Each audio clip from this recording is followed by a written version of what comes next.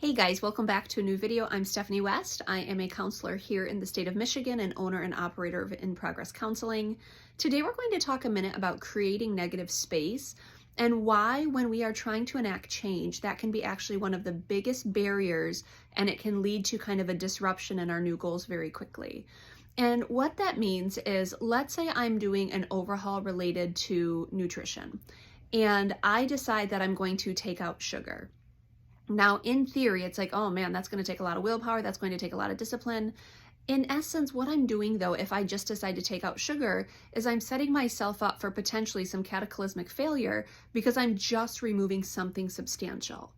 The way you get to reorienting things towards health is to put in the good so it diffuses the negative and over time crowds out the negative. At least that's what gradual sustainable change typically looks like.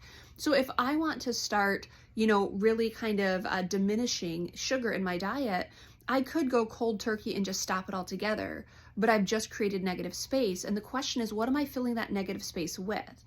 So often it's more advantageous to say, you know what, I'm going to add in the stuff that is going to support my goals first, and then over time I'm going to pull back the thing that doesn't support my goals, and in this situation it's sugar. So as I work with some of my nutrition clients and they say, hey, dessert for me at night disrupts my goals. I, eat the sweet thing and then I want to eat all of the sweet things. Instead of just saying to them, okay, stop eating the sweet things, we say, what would you like to eat instead? What are all of your options? And let's flesh out that list in a really robust way.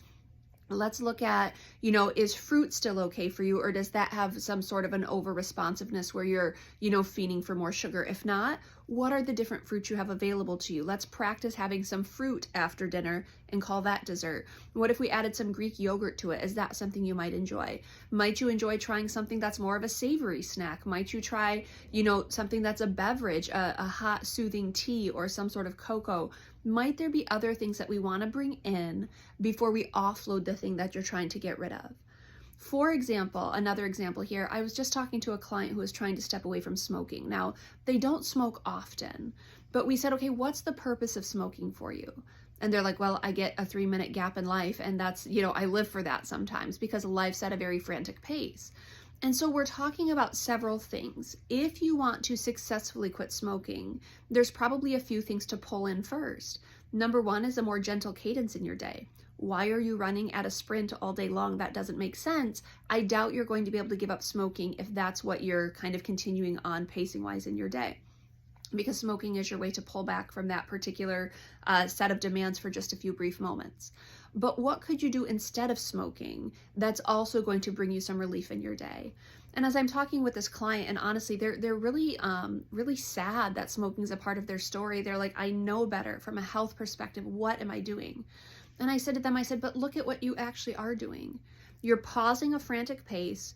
You're going outside. Now you're using an element to do inhales and exhales, but in essence, you're taking in, fresh air to a degree. You're outside in the sunshine with the access to fresh air. The cigarette is sullying that, unfortunately, but you're inhaling in an intentional way and you're exhaling in an intentional way. I said that would calm anybody's body down. That habit's not the issue. The fact that you're pausing in your day, you're inhaling, you're exhaling for 3 or 4 minutes, that's like adjacent to meditation. Now, how you're doing it isn't great. You're doing it through the means of a cigarette, but what could we pull in instead of the cigarette? We don't want to just create a void and say, just give up smoking and muscle through. No, what do you want to do instead? Do you want to take a cup of coffee and go outside and do some inhale and exhale and just take a quick break that way? Do you want to go outside and maybe call a friend and take a few deep breaths? Do you want to go outside and take a quick 5-minute walk? Your desire for a break is not the problem. Your desire for dessert is not the problem, but how you're going about it works against your goals. It works against what you perceive to be the most healthy thing to be doing.